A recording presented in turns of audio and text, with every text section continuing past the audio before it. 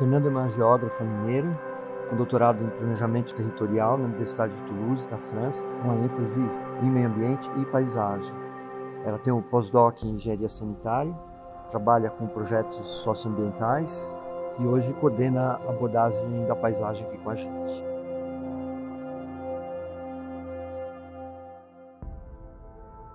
Fernanda, o que é esse negócio de abordagem da paisagem, que a gente ouve tanto falar? A abordagem da paisagem é uma forma da gente entender o território, né, nesse caso, a partir não só de um olhar muito técnico, mais objetivo e material, mas envolvendo também olhares mais sensíveis, locais, da comunidade local. É porque uma das coisas que a gente percebe é um exagero da questão mais técnica, né? Com todo esse conjunto de coisas que tem que ser feito, há uma certa tendência da gente buscar a solução técnica o mais rápido possível, buscar na ciência, buscar na engenharia, como é que a gente resolve isso, né? Eu acho que isso que você está trazendo é fundamental, porque traz um pouco desse equilíbrio. Eu acho que a maioria das análises espaciais, né, para qualquer seja o objetivo, hoje em dia elas são feitas muito justamente com esse viés mais técnico, mais de fora para dentro, mais vertical. Qual que é o segredo de fazer isso acontecer? Não tem um segredo, né? Porque é uma coisa assim, muito... Parece claro que precisa ser isso, mas por que não acontece? Por que a gente acaba caindo sempre nessa visão mais tecnicista? Não sei, porque eu acho assim, que a gente já viu, né, que só uma visão assim não funciona, né? Então, por que sempre é feito dessa maneira? Eu acho que muito pela essa dificuldade de conseguir unificar essas duas informações, então acaba ficando um pouco a desejar essa parte de envolvimento de comunidade, de uma participação social real mesmo da comunidade nesse processo de entendimento do território, e aí acaba ficando de lado porque eles escolhem informações às vezes com entrevista e tal, mas como não está falando sobre a mesma coisa que o pesquisador está falando, depois se não consegue utilizar aquilo não entra, não agrega um real valor no objetivo de cada estudo, né? Mas como é que se dá isso? Como é que acontece esse processo? Então, a gente chama de abordagem da paisagem justamente porque é uma forma de abordar mesmo. Como é que você chega e aborda, eu chego aqui para te abordar, como que eu faço isso, né? Como que a gente faz isso? Ela é uma análise espacial e como toda análise espacial, ela tem as 3 dimensões que baseiam essa análise, que é o tempo, o espaço e as pessoas. Então, a gente vai tentar entender qual que é a relação entre essas 3 dimensões. Para a gente entender essas 3 dimensões, a gente usa 3 entradas, 3 formas de entender elas mesmo, que é a materialidade, a sensibilidade e a representação. A materialidade, ela agrega uma fonte de informação naquela pesquisa, naquele jeito de pesquisar que a gente estava falando antes, mais vertical, mais clássica, mais técnica. Ela agrega a esse tipo de pesquisa, que na verdade o resultado dela é quase sempre uma sobreposição de mapas de diferentes níveis, né? Ela agrega uma visão da paisagem no local, porque o que é a paisagem, né? Paisagem é uma construção social, então tem sempre alguém enxergando alguma coisa. Entre esse alguém enxergando essa alguma coisa, tem toda a história de vida e todos os filtros sociais que essa pessoa traz, e quando ela representa isso que ela está enxergando, essa representação vem embutida de todos esses sentimentos, a memória, a história, tudo que ela, como que ela transforma o que ela vê numa imagem, que é o que a gente chama de paisagem. Por que você fala sobre a posição de mapas? Porque numa abordagem mais técnica, o que a gente vê hoje em dia na maioria dos estudos é uma análise então vertical, feita ou por imagem de satélite ou por mapas mesmo, que a gente estuda desde geologia, vegetação, solo, uso do solo, dados socioeconômicos, todos espacializados em mapas, depois tem uma análise disso, né? Mas é sempre essa visão... Quer dizer que você não abre mão do técnico? Não, a gente usa isso... Não é uma substituição? Não, de forma nenhuma. O que a gente faz? A gente faz esse mesmo estudo técnico que normalmente é feito, só que ali a gente está falando, por exemplo, de pixel, né? A gente está falando, esse pixel aqui é o uso do solo tal. Quando a gente vai no campo e a gente vê a paisagem, a gente vai explicar todas essas coisas, todas essas camadas, desde a geologia até o que está acontecendo, até o que a gente nem vê mais, porque a camada tem todas essas, a paisagem tem todas essas camadas, né? Ela é transtemporal, ela é uma coisa dinâmica, então a gente explica desde a geologia, mas a partir do que a gente vê. Então a gente vai explicar, aqui existe esse tipo de paisagem porque a geologia é tal, o uso do solo foi tal, a pessoa enxerga dessa forma. Então a gente explica todas essas camadas, mas a gente fala a partir da paisagem, que é o que a gente está vendo ali.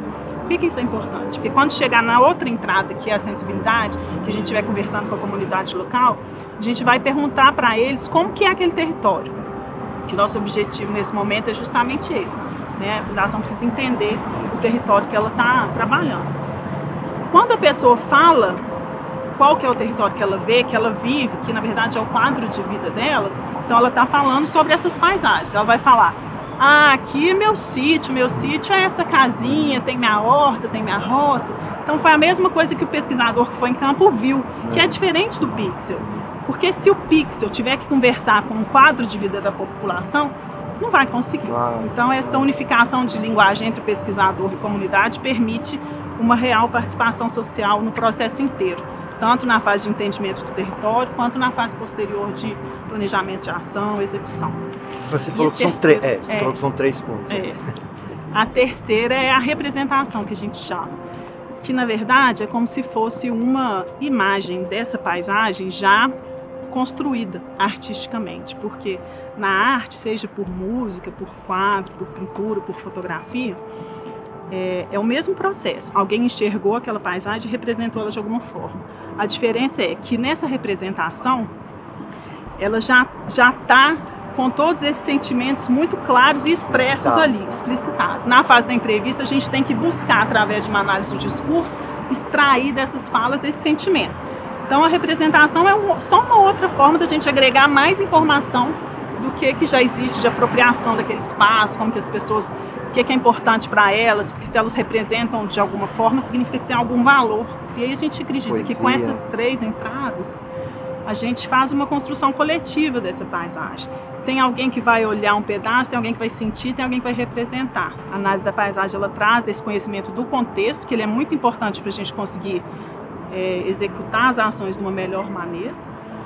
E porque uma das missões da Fundação é essa participação social, e uma participação social efetiva ela não pode acontecer só no processo de execução. A gente está falando aqui da comunidade, a gente não está falando só de atingidos diretamente. Então, na análise da paisagem, a gente escuta todo mundo e a gente não escuta só sobre o que eles querem. Nem só sobre o desastre. Não só sobre o desastre. O impacto, nesse caso, é uma das coisas que aconteceu e que transformaram esse território no que ele é hoje. Faz parte dessa história. Tem várias outras coisas que fizeram com que esse território esteja do jeito que ele está hoje. O objetivo da análise da paisagem é proporcionar essa base de conhecimento sólida, construída coletivamente com a comunidade, para embasar programas futuros aí da Fundação que visam esse desenvolvimento local.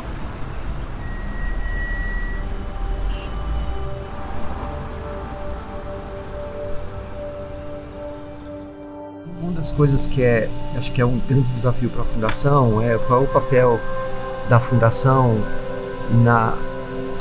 no futuro dessa região, desse território, né? Então, como você estava falando, você tem um programa que, junto com outro, tudo isso vai interferindo em como será o futuro dessa região. Como essa abordagem que tem esse contexto histórico, o contexto da memória, o contexto dos desejos e tal, entra nessa parte do futuro, na parte do planejamento, na parte do desenho, ou até da ação da Fundação dentro desse legado futuro? Eu acho que eu enxergo a Fundação com 2 vias assim, que tem que correr mais ou menos juntas. Assim. Tem uma parte que é mais de reparação e que é mais imediata, tem que ser, né, rápido. E tem essa parte mais de compensação, que é justamente esse legado e que eu espero e que eu imagino que o objetivo seja um desenvolvimento local dessa região. E aí a análise da paisagem vai servir também para dar um apoio aos programas que já existem, né? Ela não vai contra os programas, não é esse o objetivo. Ela vai, à medida que ela for ser desenvolvida, ela vai injetando informações sobre isso que a gente estava falando, desse contexto, para melhorar a atuação, a execução dessas ações que já existem, já estão programadas. Mas ela principalmente vai dar esse entendimento de tudo. de forma coletiva, construído com a sociedade, para possibilitar ações que visem esse desenvolvimento local, mas que estejam de acordo com esses desejos, com essa realidade, de como que essa comunidade é, né, para vir de dentro deles, para não ser uma coisa imposta de fora para dentro. Pelo que eu entendo, também combina conhecimentos vindo de diversas fontes, né? Você tem... É uma abordagem transdisciplinar, assim, né? E bebe em várias fontes, não é a fundação que produz todo esse conhecimento? Não, a gente bebe em várias fontes. Dentro da fundação, que a gente envolve e tenta integrar todo mundo, de todas as áreas da fundação, e a gente precisa disso, porque é uma fonte de informação riquíssima sobre o território, a Fundação Renova hoje. A gente integra profissionais de diferentes áreas que trazem olhares diferentes para esse território, e a gente integra essa comunidade. Esse processo da reparação envolve um volume absurdamente grande de estudos, de estudo de impacto, de análises da história mesmo, a linha de base, etc. Tudo isso fica meio que desconectado. Isso, né? A análise da paisagem, ela tem 3 fases, né? Que a gente chama de pré-inventário paisagístico, que a gente faz muito isso, a gente pega tudo que já foi feito e faz essa análise mais objetiva, técnica, com o especialista, a partir do que já tem, completo o que não tem, completo, então unifica tudo isso. Depois faz o inventário paisagístico, que é o campo em si, e depois a análise da paisagem, que integra todos esses dados, tanto os dados já existentes secundários, pesquisas da própria fundação ou de outras instituições parceiras que estão no território, quanto da comunidade, com o que foi extraído durante o trabalho de campo. Então, claro, a gente precisa de todo mundo da fundação, de todo mundo de fora da fundação. Quanto mais gente a gente conseguir agregar nesse processo, mais interessante ele fica. Super legal.